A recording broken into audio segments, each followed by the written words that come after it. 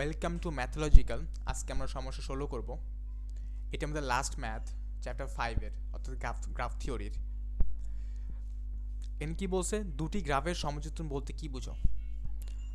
সমচিত্রণ হইতে হলে অবশ্যই তাকে তিনটি প্রয়োজনীয় শর্ত মানতে হবে। আমি সেটা আগে শিখিয়ে ফেলছি, তিনটি প্রয়োজনীয় শর্ত। তিনটি প্রয়োজনীয় শর্ত মানার পর একটি এক ফাংশন f বিদ্যমান থাকবে যেন g1 থেকে g2 একটি ফাংশন বিদ্যমান থাকবে।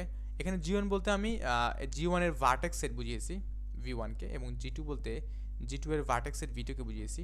অর্থাৎ f এমন একটি ফাংশন যেখানে আমি যদি ইনপুট দেই এই g1 এর একটি ভার্টেক্সকে, ঠিক আছে, g1 এর একটি ভার্টেক্সকে যদি আমি এখানে ইনপুট দেই তাহলে আউটপুট পাবো হচ্ছে g2 এর একটি ভার্টেক্স v1 এইটা।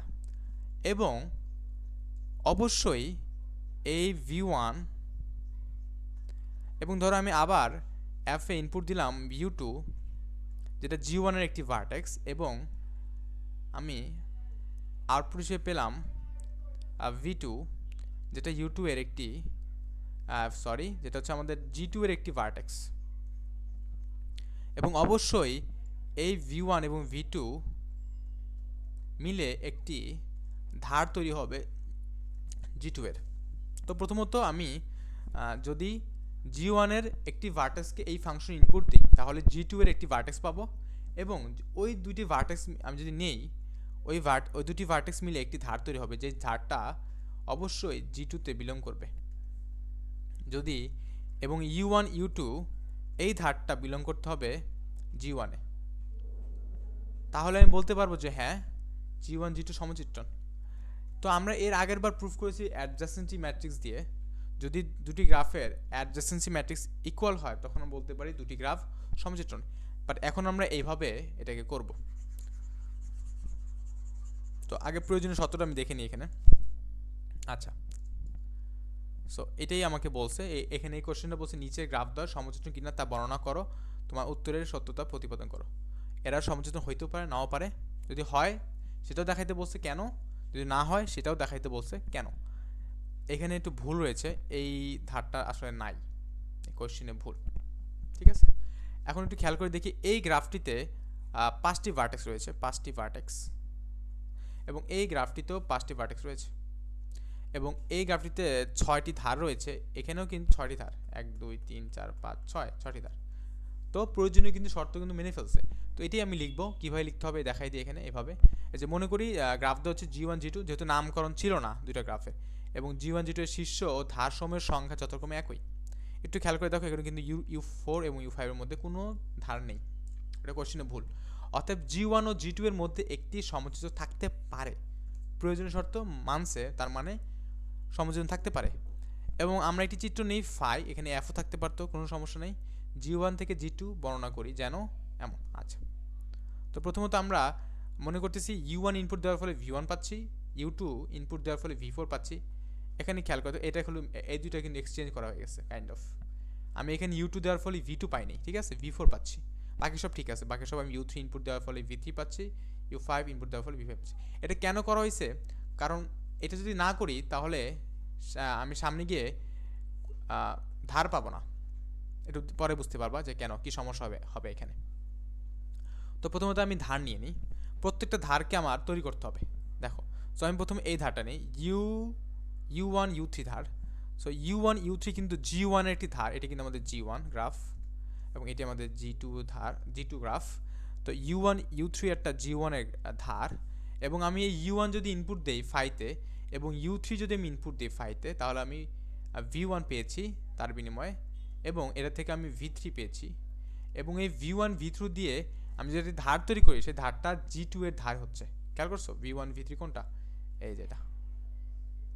সেমভাবে u1 u4, পরে u1 u4 নিতে হবে, এই যে এটি u1 u4, এবং এটি g1 একটি ধার, আমি এটাকে ইনপুট দিয়েছি u1 এই ফাইতে, এবং u4 আমি এখানে ইনপুট দিয়েছি। আচ্ছা, এখানে দেখো, এইখানে যদি আমি এমন রাখতাম যে u4 থেকে আমি v4 পাচ্ছি, তাহলে v1 v4 পেতাম, তাই না?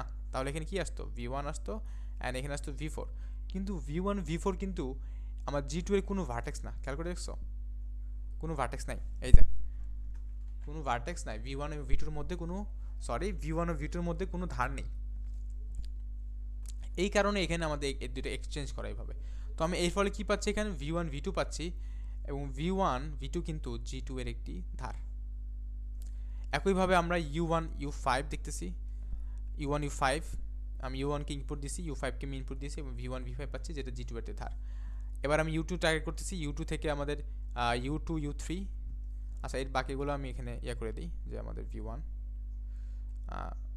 v5 আমাদের হয়ে গেছে, এটা v1 v2 হয়ে গেছে। এই তো u2 u3 নিচ্ছে, এই যে যেটা g1 একটি ধার, এবং আমরা u2 কে ইনপুট দিয়েছি, u3 কে ইনপুট দিয়েছি, আমি v4 v3 পাচ্ছি, যেটা g2 একটি ধার, এই যে এটা আমাদের v4 এবং v3, হ্যাঁ g2 একটি ধার। পরে আমরা u2, এই যে u2 এবং u3 নিচ্ছি, আচ্ছা এটা নেওয়া শেষ, এবং u2 u5 নেব। সো u2 এবং u5 এই যে এটা, সো g1 একটি ধার, এবং u2 ইনপুট দিলাম, u5 ইনপুট দিলাম, v4 v5 পাচ্ছি, v4 v5 আমাদের কিন্তু g2 একটি ধার। দেখো সব ধার কিন্তু কভার হয়ে যাচ্ছে। এখন আমি u3 u4 নিতেছি, u3 u4, এই যে g1 একটি ধার, আমি u3 ইনপুট দিলাম, u4 ইনপুট দিলাম, আমি v3 v2 পেয়ে গেছি, যেটা কিন্তু g2 এর ধার, এই যে v2 v3। ওকে, এটা নেওয়ার ফলে তাহলে সব ধার কিন্তু আমাদের কভার হয়ে গেছে, এরকম ইনপুট দিয়ে আউটপুট নিয়ে নিয়ে। তো এটাই আমি বলবো, যদি g1 একটি ধার হয়,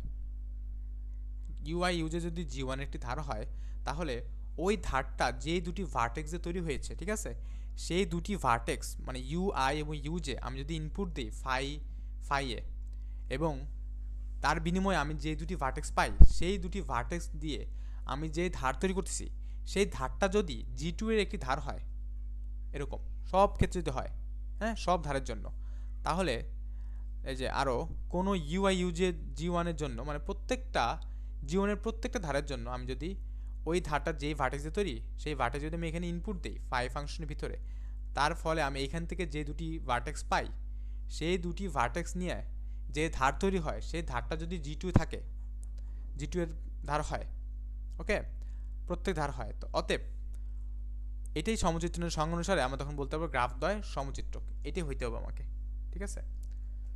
তো এটা কিন্তু একটু অন্যরকম, আমরা এর আগে প্রমাণ করেছিলাম অ্যাডজাসেন্সি ম্যাট্রিক্স দিয়ে, আর এটা আমরা পুরো সংজ্ঞা দিয়ে প্রমাণ করতেছি।